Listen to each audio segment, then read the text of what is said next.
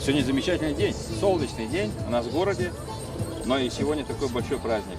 И мы, якутяне, и наша столица, город Якут, становимся одним из субъектов Российской Федерации, который отмечает этот день. Его отмечают ведь сегодня в 90 странах мира.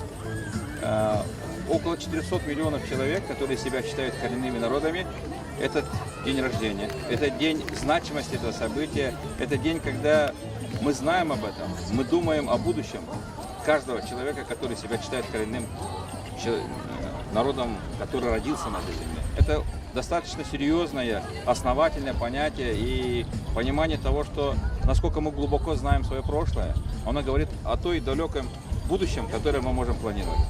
Я сегодня с радостью от имени правительства, от имени руководства нашей республики буду поздравлять всех, кто пришел на этот праздник с таким торжественным событием, подчеркивая его значимость. Подчеркивая того, что мы живем в комплементарном мире. И каждый из нас, каждый день, встречаясь друг с другом, говорит комплименты. В чем комплименты? Комплименты пожелания добра, радости на этой земле и пожелания дальнейшей счастливой жизни.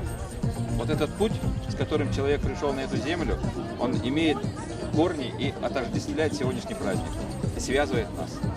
Я уверен, что вот такие значимые дни, на самом деле таких ведь международных праздников много, но они обозначены, зная историю, философию человеческих отношений, саму философию жизни человека на этой земле.